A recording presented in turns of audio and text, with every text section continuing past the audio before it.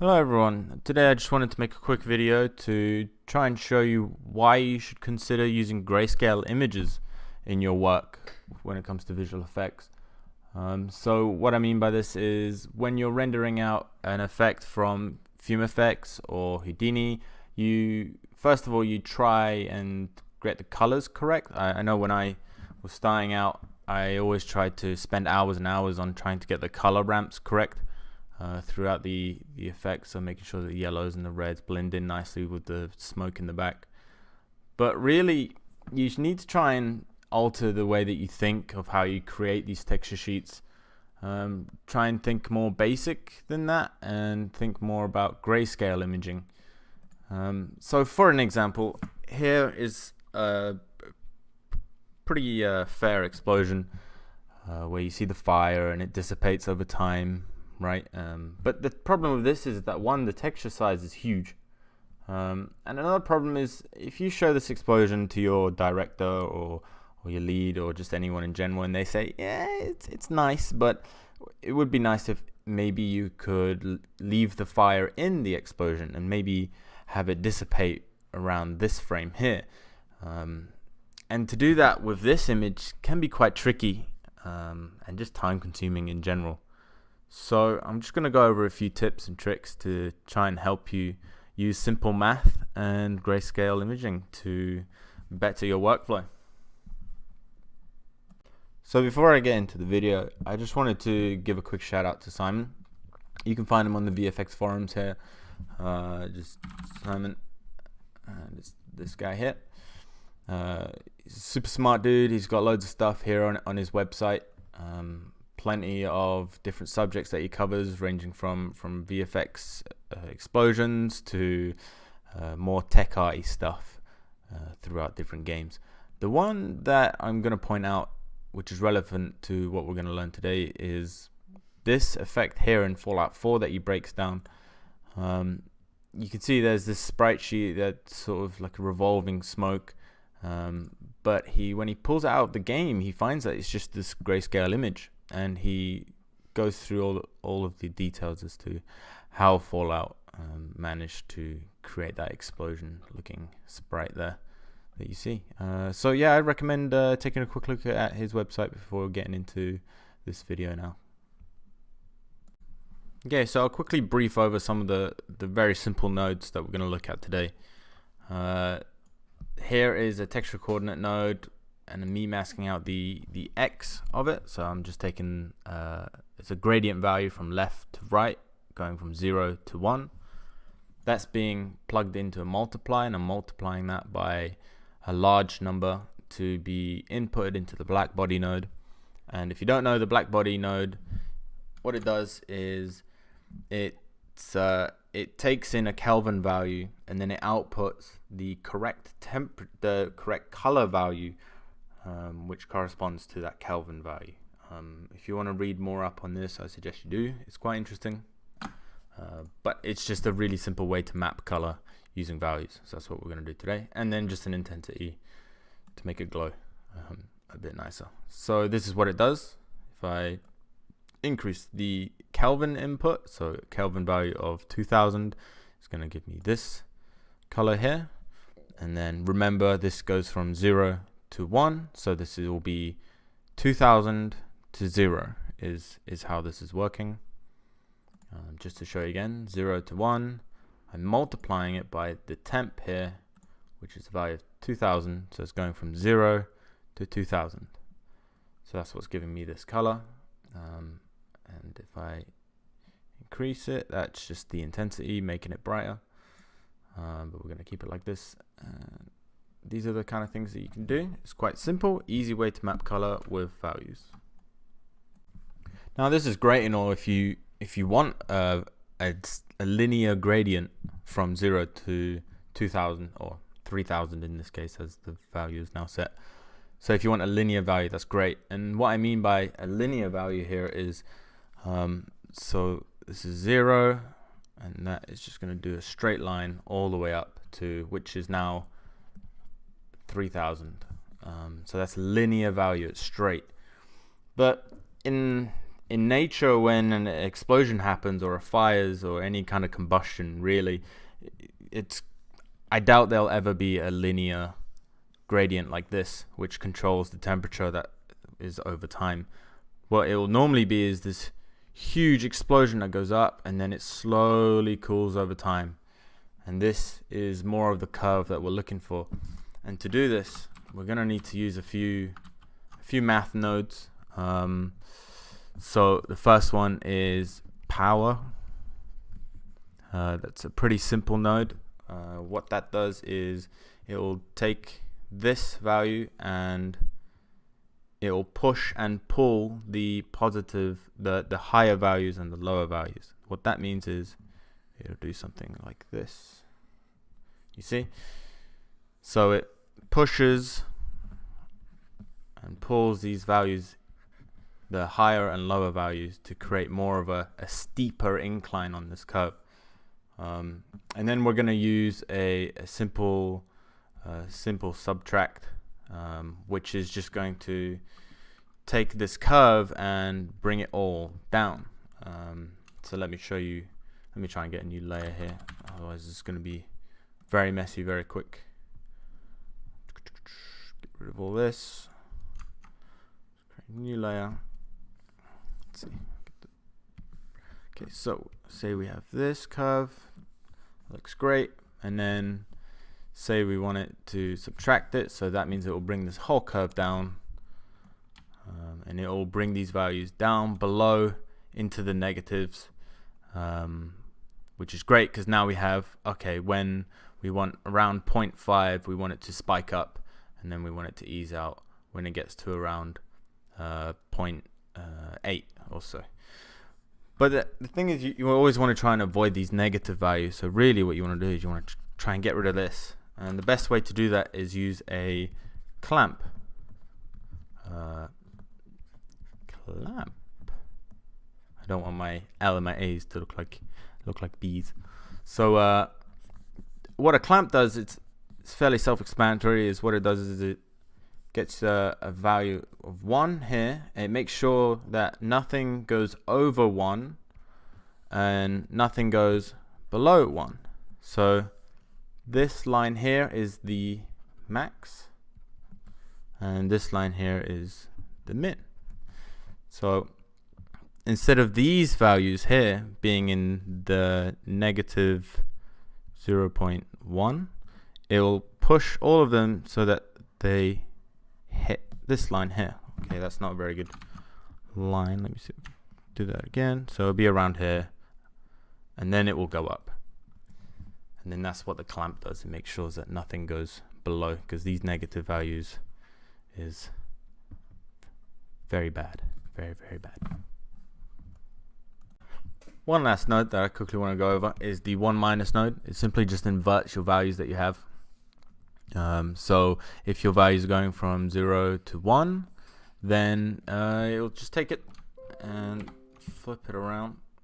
Go where you like this, and then it will go from 1 to 0. You can actually see that here in Photoshop if I decide to paint some values in here. Let's say I get to black, and then I paint some white in here, maybe put a dot here, and then I say Control I, and that will invert my values. You see? So I still have my dot here, I still have my white dot here, and another white dot here, and this black, and I press Control I, and that flips my values. The exact same thing that we're going to do in Unreal Engine. So a way to try and understand this a bit better is here we have our gradient, right, our 0 to 1, and now we're going to put in our power node. Put this guy in, preview him. Let's make this full screen.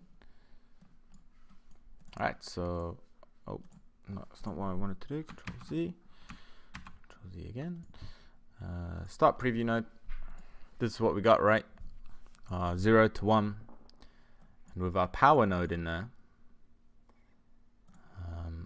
we set this to say a power of 2, and now you see it starts to push and pull those values just like I showed you in Photoshop.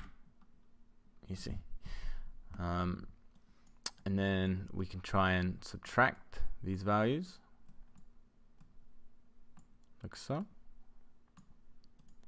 So preview node, and then the subtracting. Say if I want to subtract 0.2, it's just to bring it down some. Oh no, sorry, it's not working. Let me start preview node. Let's try again. So if I subtract the 0.1, I get these values, and you see that white getting smaller and smaller. The white is getting smaller and smaller because the white is positive values, and I'm taking away from those positive values as I increase that. But there is something here that you can't quite see in the preview because -4 is still black in the preview. Like the computer can't show you negative values. Like there's no black visual representation of that. You just have to sort of trust it and put in this clamp here, a min of 0 and a max of 1. Start preview, and here you go. You see, so now we have this hard white line here all the way to the right, and how that will look in here is we should have some nice color at the very end. Yep, you see, so as you can see, the preview doesn't quite show you all of the values here. Like there is values here, I can promise you. We know that because here is some color. So just keep that in mind when you're working. Well, where am I getting with all this? It's probably what you're wondering. Well, you can create cool things like this, right? So here is this texture with its red channel. It's a simple gray image. It just goes from white to black, and it also has an alpha channel in there too, so we can mask out the areas that we need. But all that we want is this little puff cloud. We want to create this effect, this fiery effect that's inside. If I pause it, you'll see what I mean. It kind of looks like the fire is inside of the explosion, and it's illuminating the smoke from within. So how do we do that? Well, we just need to think outside the box a little bit. So here it's a simple fireball that's rendered out from Houdini. I just played with the lights a little bit to get these stronger shadows.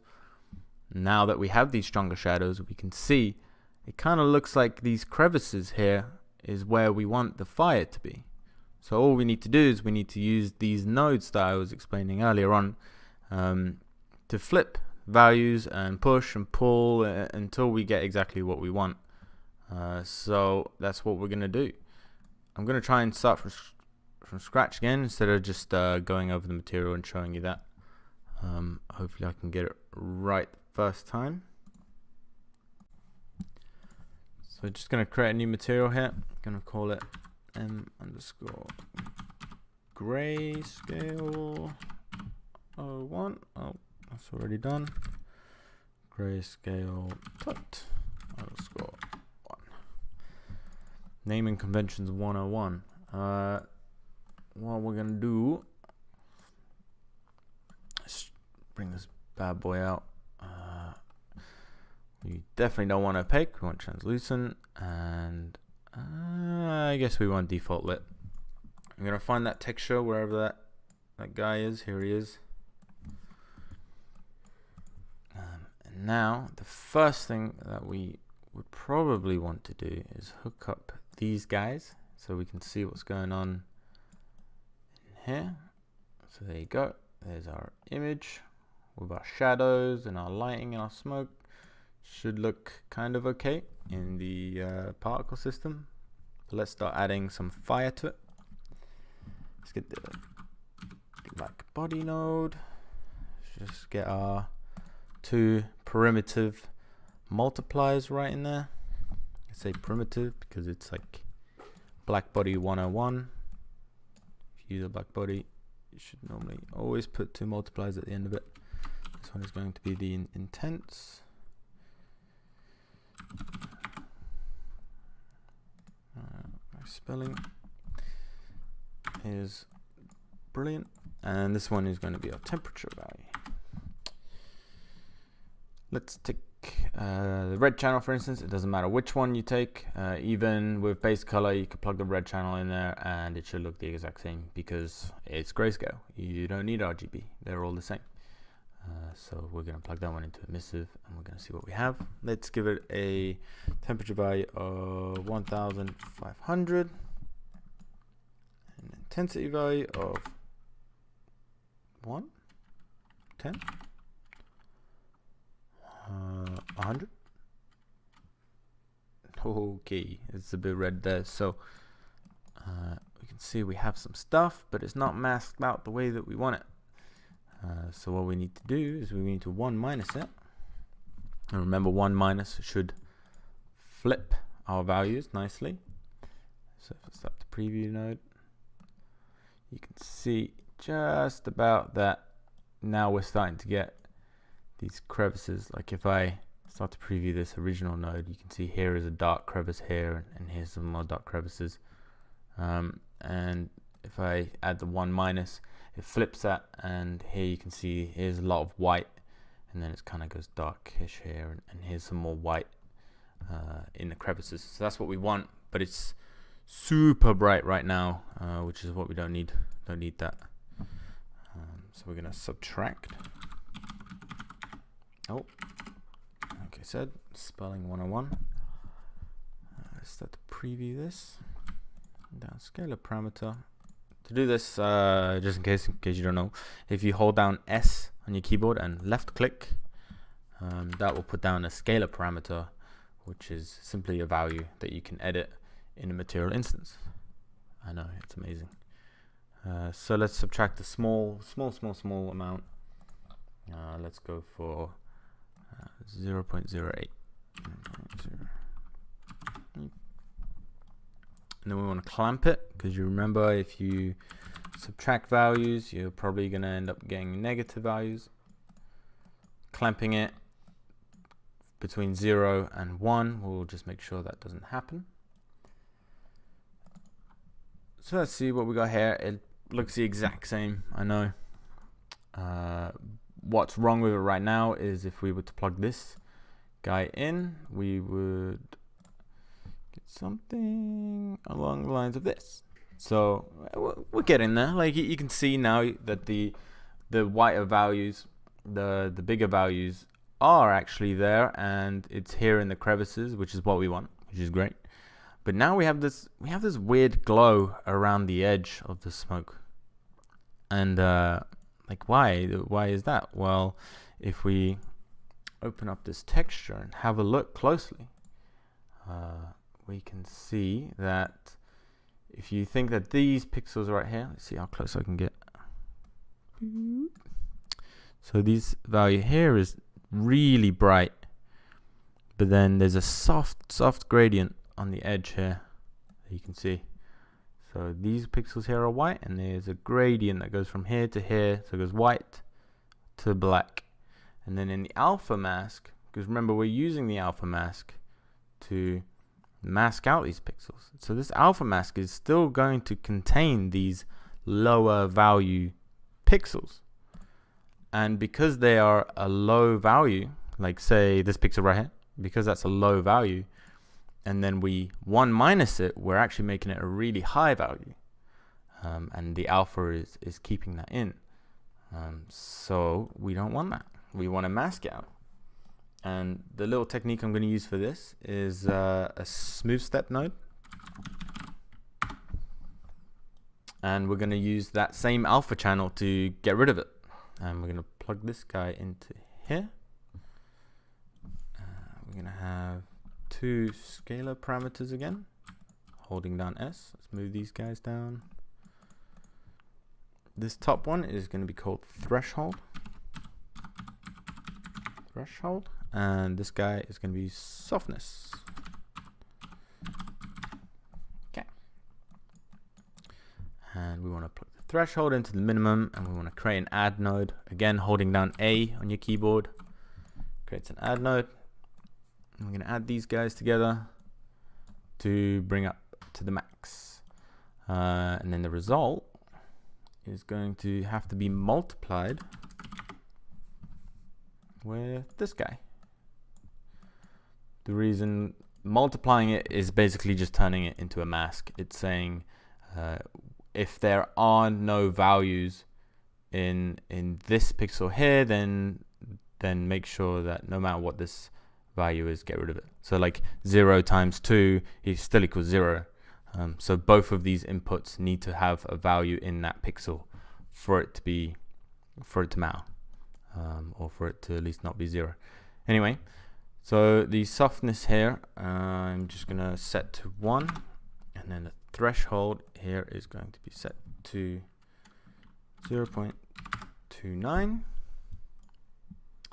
Let's see what this guy is doing. Start the preview.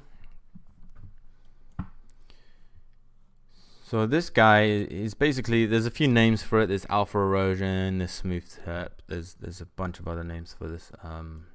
I just call it alpha erosion. The threshold here is what this is doing, is it's literally eroding away at these values. So if I set this higher, you should see the smoke cloud getting smaller and smaller to the middle. You see, and if I set it back up to 0.2, and it's back 0.1, see, and then the softness, it's kind of like a power, right? It just makes the borders of that soft. See, this is no longer soft. Softness value of 0 makes it nice and soft. I would definitely recommend using this in a lot of things. It's very useful. So the result of this is stop preview. There you go. So we got the outside bits, they're gone, and I can show you. If you put this to 0, it should be back. Oh no, not. I guess because the softness is in there, it gets rid of the outline, which is good, which is exactly what we want. Okay, so we have the gradation that we want, but we kind of want to push and pull these values so that we have some smoke showing, and we have the fire more controlled inside the smoke. We're going to do that using our power node, just like I showed you in Photoshop. Let's move these guys along. Let's name this one real quick. Just name him subtract. So that's what you're doing. Then in here, you want to pull this temperature back and create a power node. Now, the thing is, if you power this value here with a power value of 2, for example, you're going to get this huge blown out values. Like the values are going to be way too high for us to use. And the reason for that is because remember where we have this temperature parameter here, which is set to 1500. And if you power that, it's going to increase this value exponentially. So what exponentially means is the higher the value, the greater it's going to increase when you power it. So really we want to keep this nice and low now. Let's say 4.8 is a value that looks good to me. We just need to bump up this power now a little bit. Maybe set it to 4.5 or maybe 8. Let's take a look. Somewhere in between, 5.7. Yeah, there you go. So it can get a bit complicated with all of these values that you're throwing around. But just this is the thing, you gotta just keep pushing in numbers until you get it right. As long as you fully understand how these nodes work, you'll get there. You just gotta keep trying. Let's rename this guy to power. So there you go. So we've managed to get rid of some of that red, and we've managed to show some of the fire through. But the problem is you can still see the red, like the original color of the sprite is meant to be something like this, right? But it's not. It looks like oh, sorry. Let's get rid of that guy.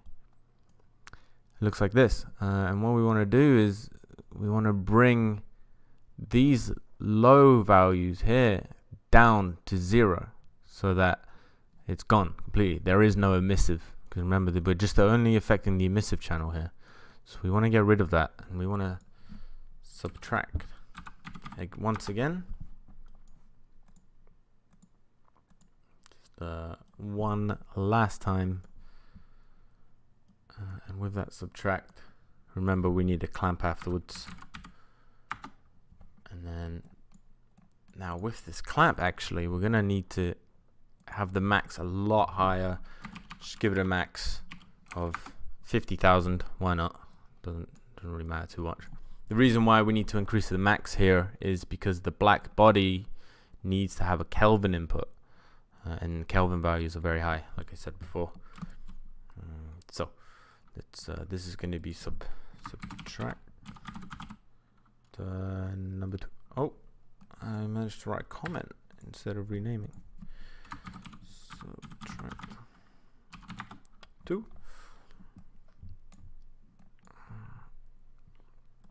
Okay, let's see what happens when we subtract some values here. Yeah, you kind of see it going.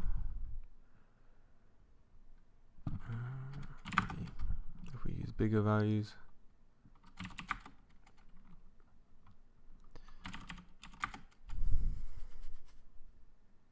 Oh, maybe a bit too far. Oh wait, that was higher. Pressing buttons all day. 200. Okay, that's good enough. So there you go, we get a much sharper image there for us, and then we clamp it, make sure it doesn't go below 0, and then the black body handles the color, and then we have an intensity value there. Alright, so and now we're gonna apply this. With it applied, I'm just gonna move this out of the way onto my other screen, and I'm going to unpause this guy. I'm gonna make this a parameter instance. It's fine. Now I'm gonna come to here, and as you can see here, if you've made particles in Cascade before, I'm not gonna go over this in too much in detail, but there's a size by life to increase the sprite over time. There's a drag to slow it down. Some acceleration stuff to fake wind, blah blah blah, and whatever else I might need. So I'm just going to duplicate this to start, or I could just use this one. Not a problem. So let's get that material of ours. Here it is. We want the instance. Plug that instance in.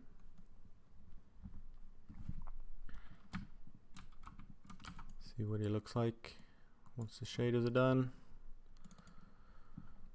There we go. So there we are. So we have our smoke and we have the fire on the inside. It's looking good. Open up all of these guys.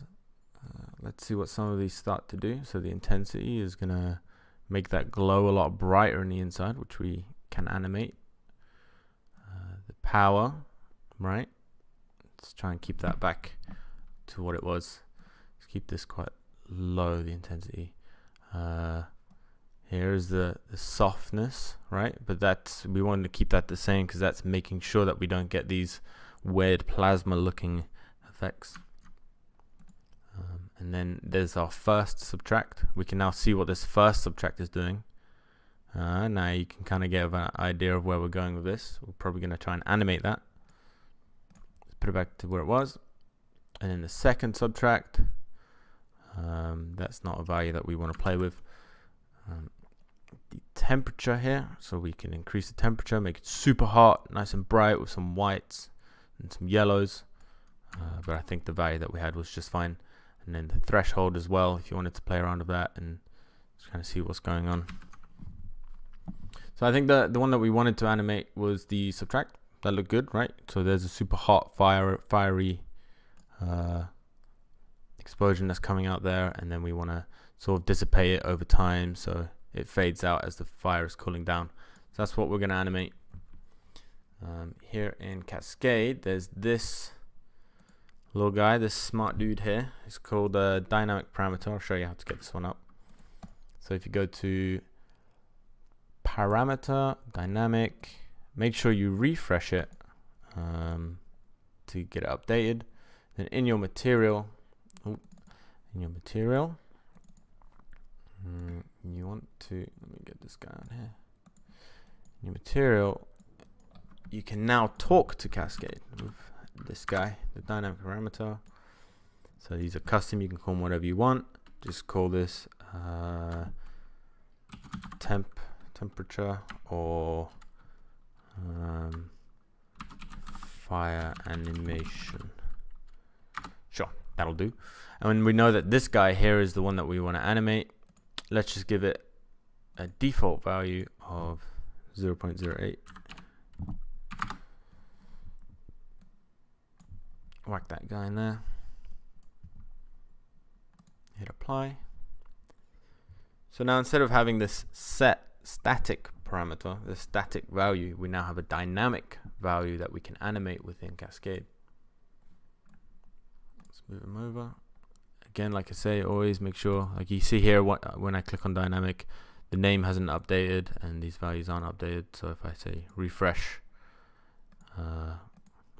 if I refresh, and that gives me the fire animation name. That just tells me that it's working. I want it a curve so we can animate it. I want 2, maybe even 3 key points here. Let's set the first key point at 0 with the value of 0.03. This value, I'm not quite sure what we want yet. At the end of its life, we want a value of 1, maybe. Yes, I think so. So it looks like this needs to be -1. This needs to be 0.5 of its life. There you go. It's starting to get something. So to see this visually, what's going on? If you click this little graph icon here, I'll open up the curve. And you can disable all the other ones.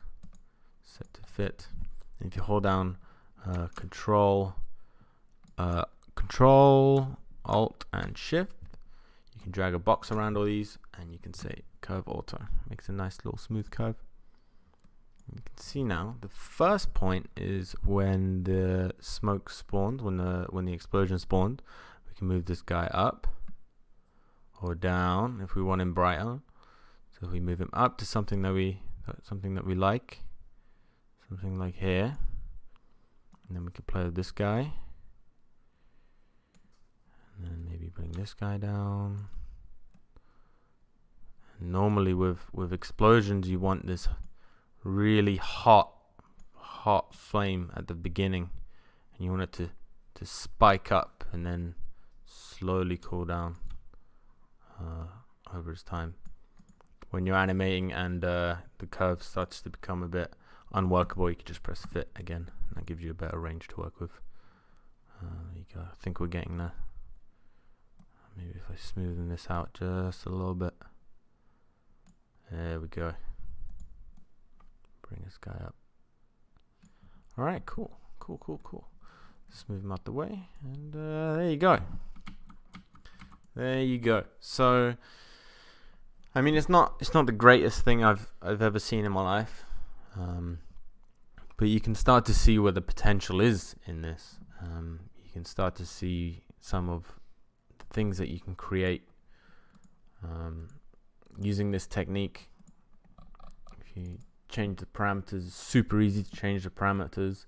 If you want it to be more intense,